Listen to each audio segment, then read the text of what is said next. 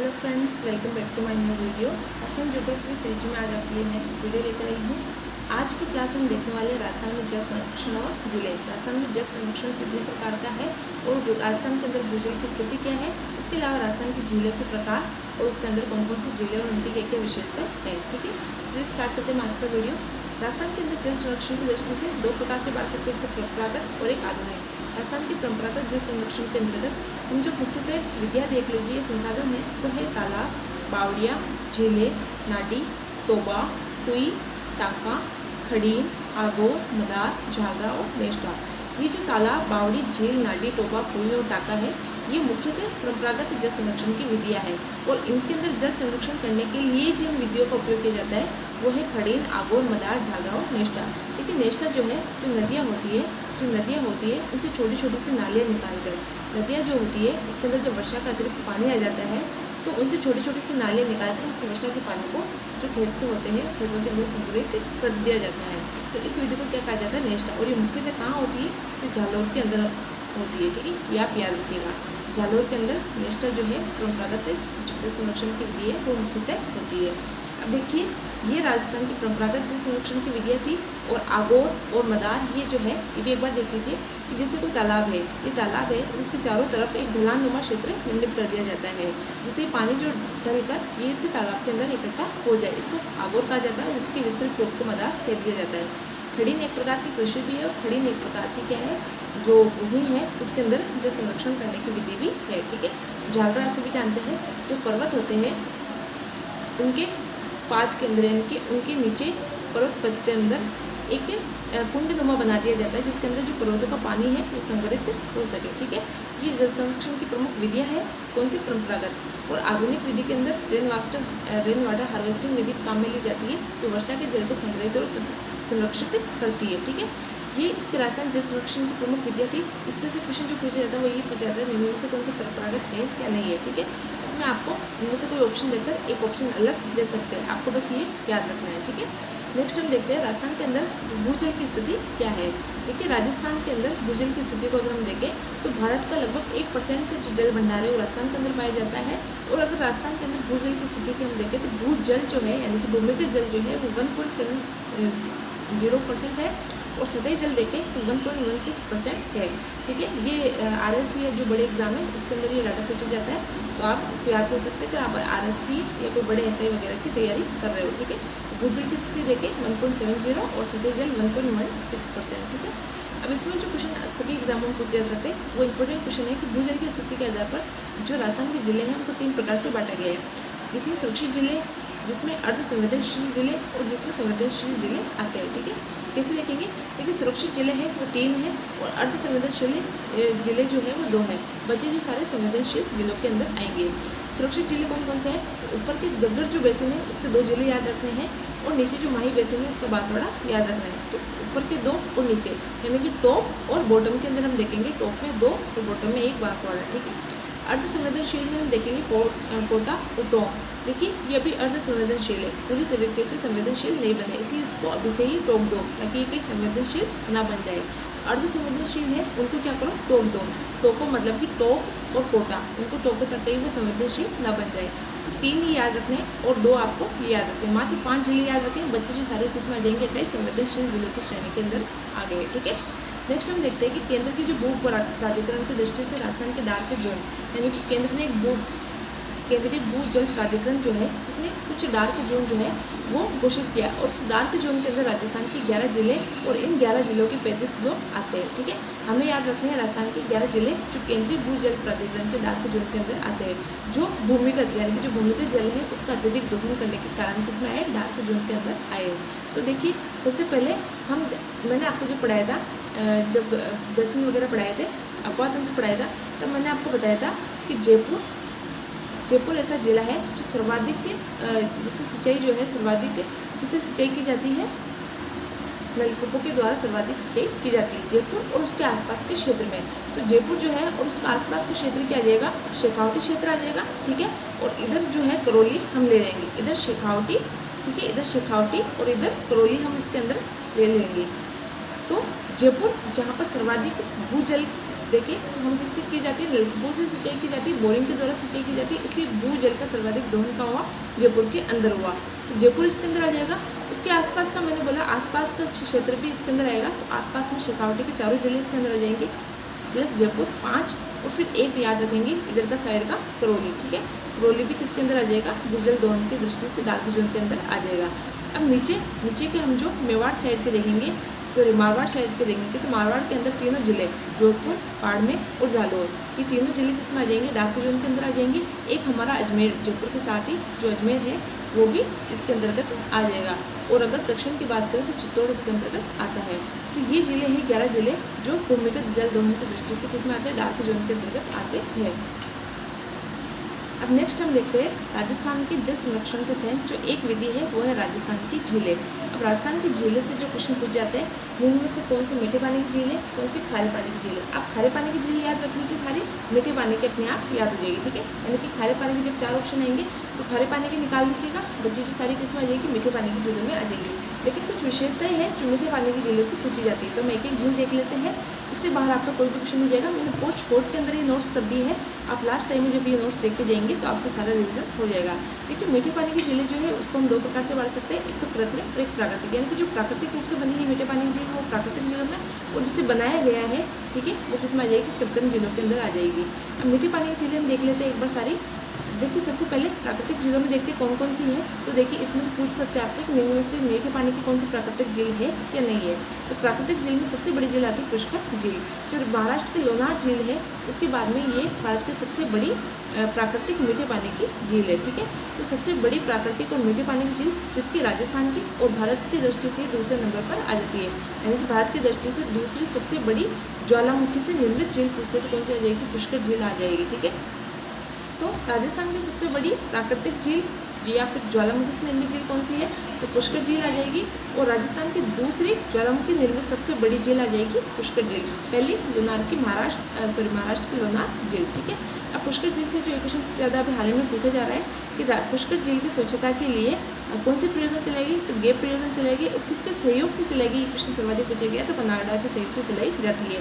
चलाई गई कब चलाएगी, तो 1997 के अंदर ही चलाएगी। परियोजना पूछे तो गेप परियोजना कब चलाएगी, 1997 के अंदर। किसके सहयोग से, कनाडा के सहयोग से। किसकी स्वच्छता के लिए, पुष्कर झील की स्वच्छता के लिए, ठीक है। अब कुछ ऐतिहासिक चीज़ें भी मैंने इसके साथ लिख दी, क्योंकि झीलें हम पढ़ रहे हैं और इतिहास उसका ना पढ़े तो पॉसिबल नहीं है, ठीक है। फटाफट से इसके इतिहास भी देख लेते हैं, बिल्कुल शॉर्ट एक एक पॉइंट में है, की पॉइंट जिसे हम कहते हैं। लास्ट टाइम में देखेंगे तो आपको अच्छे से याद रहेंगे। देखिए पुष्कर झील है 5वां तीर्थ कह लीजिए, तीर्थों का मामा इसे हम कहते हैं, और तीर्थराज भी हम इसको कहते हैं। वेदव्यास के द्वारा महाभारत की रचना यही की गई थी, और वेदों का लिपिबद्ध भी इसके किनारे किया गया। ब्रह्मा जी का यह मंदिर है, यहाँ पे सबसे रंगीला मेला पुष्कर का मेला लगता है, ठीक है। सावित्री माता का मंदिर है, रमा वैकुंठेश्वर का मंदिर यहाँ पर है। धोतरी की गुफा जो सर्वाधिक पूछी जाती है वो यही है पुष्कर के अंदर। कर्ण मुनि का आश्रम है यहाँ पर, कौरव पांडवों का मिलन यही हुआ था। कहते हैं कि विश्वामित्र की तपस्या मेलका जो बन रही थी वो यहीं पर की थी। और यहाँ पर पुष्कर झील के किनारे कितने घाट है, पूछे जाते हैं कि पुष्कर झील में कितने घाट है, 52 घाट है। इसमें से सर्वाधिक जो जाना जाता है वो है गांधी घाट, जिसे जनाला घाट भी कहते हैं। देखिए मेरी जब आई थी यहाँ पर तो उस वक्त इसका नाम जनाला घाट कर दिया था, बाद में गांधी जी के अस्थियों के विसर्जन के कारण इस घाट के कारण जाने लगा, गांधी घाट कहा जाने लगा, ठीक है। एक को याद रखिएगा, पुष्कर मेला जो पड़ता है सबसे बड़ा रंगीला मेला जिसे कहते हैं, वो कहाँ पड़ता है, पुष्कर झील के किनारे पड़ता है। कब पड़ता है, कार्तिक पूर्णिमा को पड़ता है, ठीक है। नेक्स्ट हम देखते हैं हमारी नक्की झील। देखिए नक्की झील जो है राजस्थान की सबसे ऊंची झील कही जाती है, क्यों, क्योंकि ये सबसे ऊंचे पठार राजस्थान के उड़िया के पठार पर स्थित है, सिरोही जिले के अंदर, ठीक है। और ये क्रेटर की झील का उदाहरण है। ये भी पुष्कर झील क्रेटर और या फिर कॉल्डेरा झील का उदाहरण है, और ये भी क्रेटर झील का उदाहरण है। इसकी कुछ ऐतिहासिक विशेषताएं हम देखते हैं। कहते हैं कि देवताओं ने इसको नाखूनों से बनाया था, और ग्रासीय जो ग्रासीय जनजाति है वो अपने पूर्वज या अपने जो है उनकी अस्थियों का विसर्जन इसी झील के अंदर करते हैं। जैसे कि हिंदू जो है पुष्कर झील के अंदर अस्थियों का विसर्जन करते हैं, जैसे ग्रासीय जाति जो है वो नक्की झील के अंदर करती है, इसलिए ग्रासियों की सबसे पवित्र झील मानी जाती है, ठीक है। यहाँ पर राम झरोखा है, ठीक है। यहाँ पर नंडोक और टोटोक नाम से 2 चट्टानें हैं। यहाँ पर रघुनाथ जी का मंदिर है, यहाँ पर हाथी गुफा है, ये चंपा गुफा है, ठीक है। नेक्स्ट हम देखते हैं कोलाई झील, जो पुष्कर के समान है, सबसे पवित्र झील मानी जाती है, क्योंकि पुष्कर का मेला भी कब पड़ता है, कार्तिक पूर्णिमा को पड़ता है, और कोलाई झील का मेला भी कार्तिक पूर्णिमा को पड़ता है। ये बीकानेर के अंदर है, और इसको शुष्क मरुस्थल का सुंदर मरुद्या कहा जाता है। क्वेश्चन यही पूछा जाता है राजस्थान में किस झील को शुष्क मरुस्थल का सुंदर उद्यान कहा जाता है? तो कोलाई झील को कहा जाता है। ठीक है, नेक्स्ट हमारी गजनेर झील, तो कहाँ पर है? ये भी बीकानेर के अंदर है और इसको दर्पण के समान दिखाई देने वाली झील कहा जाता है। कौन सी झील है जो दर्पण के समान दिखाई देती है? तो गजनेर झील है, क्योंकि गजरा पहनते वक्त किसमें देखना पड़ता है? दर्पण के अंदर देखना पड़ता है। ठीक है, कुछ अन्य झीलें देख लेते हैं जो मीठे पानी की प्राकृतिक झीलें हैं। ठीक है, नौलखा झील बूंदी के अंदर, तलवाड़ा झील जो हनुमानगढ़ के अंदर है, कनक सागर जिसे दुबारी झील भी कहते हैं बूंदी के अंदर है, गेव सागर झील जो डूंगरपुर के अंदर है, मानसरोवर झील और कोडिला झील दोनों झालावाड़ के अंदर है, और एक हमारी पीथमपुरी झील जो सीकर के अंदर है। ये और अन्य जो है प्राकृतिक झीलें हैं मीठे पानी की। ठीक है, नेक्स्ट हम देखते हैं कृत्रिम झीलें, यानी मीठे पानी की कृत्रिम झीलें, जिसके अंदर सबसे पहले झील हम देखते हैं जैसलमेर झील। जैसलमेर झील जो है उदयपुर की मुख्य झील है और ये राजस्थान की पहली और भारत की दूसरी सबसे बड़ी कृत्रिम झील है। भारत की पहली सबसे बड़ी कृत्रिम झील कौन सी है? मुझे कमेंट के अंदर लिखकर बताना। मैंने आपको जब योजनाएं पढ़ाई थी, परियोजनाएं पढ़ाई थी, तो मैंने आपको एक भाखड़ा नांगल बांध बताया था। भाखड़ा बांध जो है उसके पीछे मैंने आपको एक झील बताई थी जो भारत की सबसे बड़ी मीठे पानी की कृत्रिम झील है। ठीक है, राजस्थान की ये पहली है और भारत की ये दूसरी कृत्रिम झील है। इसके अंदर गोमती, बगार और झूमरी नदियों का पानी आता है। इसे ढेबर झील के नाम से भी जाना जाता है। और राजस्थान की पहली कृषि झील पूछ ले तो यही है, कौन सी? जैसलमेर झील। कृषि झील भी कहते हैं क्योंकि कृषि के लिए यहाँ से दो नहरें निकाली गई, एक तो भाट नहर और एक शाहपुरा नहर। ऐतिहासिक दृष्टि से देखें तो मुख्यतः यहाँ पर जो प्रसिद्ध है वह है रोटी रानी का महल, हाथी की पाषाण मूर्ति और चित्रित हवा महल। पूछी जाएगी चित्रित हवा महल कहाँ का प्रसिद्ध है? तो कहाँ का है? जैसलमेर झील के किनारे। नेक्स्ट हम देखते हैं राजसमंद झील। नेक्स्ट राजसमंद झील, देखिए जैसलमेर और राजसमंद दोनों एक जैसे नाम है, इसलिए मैंने साथ साथ लिए। राजसमंद झील भी कहाँ है? राजसमंद के अंदर है। सॉरी, वो जैसलमेर झील उदयपुर में थी, राजसमंद झील राजसमंद के अंदर है। 1662 को राजसमंद में इसका निर्माण करवाया था। उसके अंदर भी गोमती नदी का पानी आता था, इसके अंदर भी गोमती नदी का पानी आता है। उसके अंदर दो अन्य नदियाँ थी, इसमें याद रखना आपको ताल और केलवा नदियों का पानी आता है। ठीक है, ऐतिहासिक दृष्टि से देखें तो कहा जाता है कि राजसमंद झील का जो नींव है वो गेवर माता ने रखी थी और यहीं पर इसका गेवर माता का मंदिर बना हुआ है। और राजस्थान का सबसे बड़ा संस्कृत शिलालेख इसी जैसलमेर झील के किनारे स्थित है, जिसका नाम क्या है? राज प्रशस्ति। इस राज प्रशस्ति के अंदर मुगल मेवाड़ संधि का उल्लेख है। इसी झील के किनारे नौचौकी पार है जिसके अंदर 25 संस्कृत शिलालेख लगे हुए। ठीक है, नेक्स्ट हमारी उदयपुर की पिछोला झील। उदयपुर की पिछोला झील जो है राणा लाखू के समय पिछू बंजारा ने इसका निर्माण करवाया था और इसके अंदर शर्मा नदी का पानी आता है। ऐतिहासिक दृष्टि से देखें तो इसके अंदर दो है, एक तो जगमंदिर और एक जगमहल। दोनों के अंदर कन्फ्यूजन ज़्यादा रहता है, आप याद रखिएगा। जगमंदिर जो है इसके अंदर इसकी एक विशेषता है कि जो खुर्रम था उसने यहाँ पर शरण ली थी। इसके अलावा जो स्वरूप सिंह थे 1857 की क्रांति के दौरान उन्होंने अंग्रेजों को यहीं पर शरण दी थी। ठीक है, इसको ताजमहल का पूर्वगामी कहा जाता है क्योंकि जो शाहजहाँ था उसने इसी जगमंदिर को देखकर ताजमहल बनाने की प्रेरणा ली थी। ठीक है, जगमहल की एक विशेषता है कि जगमहल महल है। ठीक है, मंदिर के अंदर तो हम सौर नौकायान नहीं चला सकते, मंदिर में हम नौकायान नहीं चला सकते, कहाँ चलाएंगे? महल में चलाएंगे। तो सौर संचालित नौकायान का संचालन कहाँ किया गया? सबसे पहले तो जगमहल के अंदर किया गया। यहीं पर क्या है? नकली का चबूतरा है।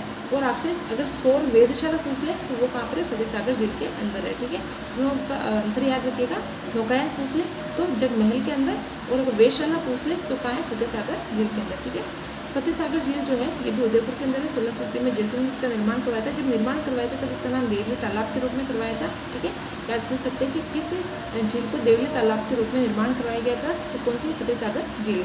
बाद में फतेह सागर में इसका पुनर्निर्माण करवाया, इसलिए इसका नाम क्या हो गया? फतेह सागर झील हो गया। इसके नींव ड्यूक ऑफ कनौज ने रखी, इसलिए इसका कनौज बांध या कनौज झील भी कहा जाता है। ठीक है, और इसके अंदर 3 टापू है। 3 टापुओं में जो सबसे बड़ा टापू है उसके ऊपर नेहरू उद्यान है, एक सबसे छोटा टापू है उसको जेट माउंटेन की संज्ञा दी गई है, और एक टापू है उसके ऊपर सौर वेधशाला है। ठीक है, तो याद रखिएगा। देखिए पिछोला झील और फतेह सागर झील, इन दोनों को जोड़ने वाली झील है, ये एक नहर है, उसको कहते हैं स्वरूप सागर झील। ठीक है, अब देखिए स्वरूप सागर झील, पिछोला झील, फतेह सागर झील, एक उदयपुर झील है, उदय सागर झील है, वो भी कहाँ है? उदयपुर के अंदर है। 1559 से लेकर 64 तक इसका निर्माण हुआ और उदय सिंह ने इसको बनाया।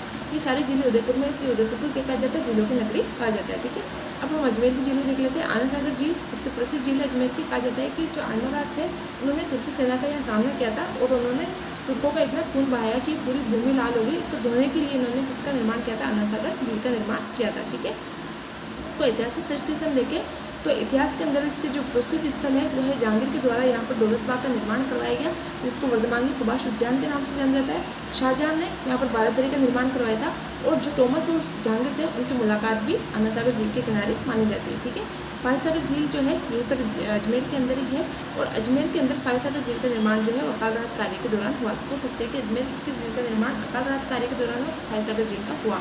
अब हम कुछ जिले और उनके शासकों की या उनकी जगह की चर्चा कर लेते हैं, बाकी सामान्य है। ठीक है, सिलीसर झील जो पूछी जाती है कहाँ है, वो पूछा जाता है अलवर के अंदर है, और किसने बनवाई थी, तो विनय सिंह ने बनवाई थी। ठीक है, बाल संबंध झील का निर्माण बालक राव ने करवाया था, बाल और बालक राव। ठीक है, कहाँ पर है, जोधपुर के अंदर है, इसे बाउग भी कहते हैं। ये कौन था, तुर्जे प्रतिहार शासक था। ठीक है, कायलाना झील जो है जोधपुर के अंदर है, और सर प्रताप सिंह ने इसका निर्माण करवाया था। फिर 3 जिले हैं जैसलमेर के, एक तो मूल सागर, एक अमर सागर और एक गजरू सागर। ठीक है, ये कहाँ है, जैसलमेर के अंदर है। एक तालाबशाही है और एक राम सागर है, ये दोनों कहाँ है, जोधपुर के अंदर है। एक जेत सागर है, तेज सागर है।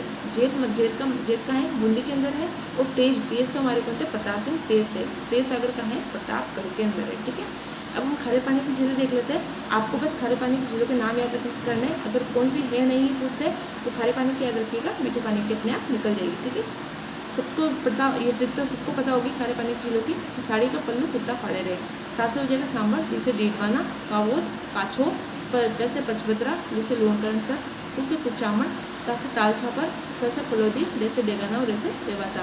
ये सभी खारे पानी की झील है। अब खारा पानी क्यों है इनका, क्योंकि देखिए हम देखते हैं कि पश्चिम जो है हमारा मौसम वो किसका भाग है, तैतीस सागर का भाग है, और तैतीस सागर का भाग होने के कारण यहाँ पर कौन से चट्टाने हैं, माइक्रोशिस्ट चट्टाने हैं, इसलिए इसका पानी क्या है, खारा है। ठीक है, अब इनमें से जो जिले हैं, इनमें से कुछ महत्वपूर्ण जिले हैं जिनकी कुछ विशेषताएं हैं, वो एक बार हम देख लेते हैं। देखिए, कावोद झील जो है, एक तो कायलाना याद रखिएगा, कायलाना मीठे पानी की है, कावोद क्या है, खारे पानी की झील है। ये सबसे ज़्यादा कंफ्यूजन करने के लिए 2 ही ऑप्शन देता है। ठीक है, कावोद झील का है, जैसलमेर के अंदर है। इसकी क्या विशेषता है कि यहाँ पर राजस्थान का सर्वश्रेष्ठ नमक उत्पादन होता है। ठीक है, एक लूणकरण झील है जो बीकानेर के अंदर है। इसकी सबसे बड़ी विशेषता है कि राजस्थान की कह लीजिए, भारत की कह लीजिए सबसे उत्तरतम झील है। उत्तरतम खारे पानी की झील का मतलब है कि इसके ऊपर, इसके उत्तर में और कोई भी खारे पानी की झील नहीं है। ठीक है, तो सबसे उत्तरतम राजस्थान की या भारत की सबसे उत्तरतम झील जो है लूणकरण खारे पानी की झील है।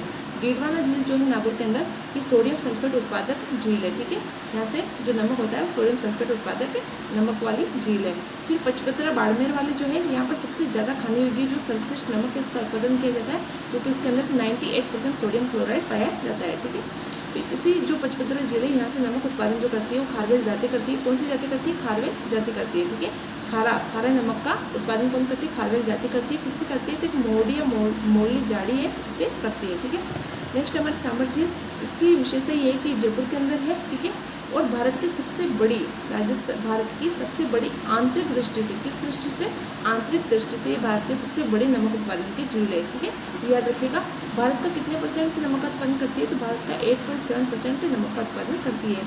ये एक रामसर साइट भी है, और यहाँ पर एलगी या फिर शैवाल या बैक्टीरिया पाया जाता है। किस झील के अंदर, पूछ सकते हैं कि राजस्थान की किस झील के अंदर एलगी, शैवाल या बैक्टीरिया पाया जाता है, तो सांबर झील के अंदर पाया जाता है। ये जो पारिस्थितिक संतुलन है उसके संकेत देता है। ठीक है, एक यहाँ पर एक पक्षी आता है फ्लेमिंगो पक्षी, वो पूछा जाता है कि किस झील के अंदर फ्लेमिंगो पक्षी आता है, तो वो सांबर झील के अंदर आता है। एक कार्यक्रम चला था राष्ट्रीय झील संरक्षण कार्यक्रम। ठीक है, इसके अंदर राजस्थान की 6 झीलें सम्मिलित की गई। अगर झीलों से सबसे पहला क्वेश्चन पूछा जाता है तो आजकल यही पूछा जाता है कि राष्ट्रीय झील संरक्षण कार्यक्रम के अंदर राजस्थान की कौन सी झील है या नहीं है। ठीक है, तो हमने राजस्थान की 6 झीलें याद करनी, पूछ सकते हैं कितनी झील सम्मिलित है, तो 6 झीलें सम्मिलित है। ठीक है, 6 जिलों में कौन कौन सी है, तो 2 उदयपुर की, 2 अजमेर की, एक सबसे ऊंचा शहर और एक हमारा राजधानी। ऐसे याद रखना है, क्या 2 उदयपुर, 2 अजमेर, एक सबसे ऊंचा और एक हमारा राजधानी। ठीक है, उदयपुर का मतलब 2 उदयपुर की है, एक तो फतेह सागर झील और एक पिछोला झील। अजमेर की पूछ ले तो प्रसिद्ध आना सागर झील और हमारी पुष्कर झील। सबसे ऊपर का मतलब नक्की झील, और हमारे राजधानी मतलब कि मानसागर झील। ठीक है, मानसागर झील हमारे राजधानी जयपुर के अंदर। ठीक है, तो ये राजस्थान की प्रमुख झीलें थी। राजस्थान की प्रमुख जल संरक्षण संबंधित जो भी क्वेश्चन थे, झीलों से संबंधित जो भी क्वेश्चन थे, तो मैंने आपको सारे करवा दिए। इससे बाहर आपका कोई भी क्वेश्चन नहीं जाएगा। ठीक है, मैंने आपको अच्छे से करवाने की कोशिश की। पसंद आया वीडियो लाइक और शेयर करना। मुझे नेक्स्ट वीडियो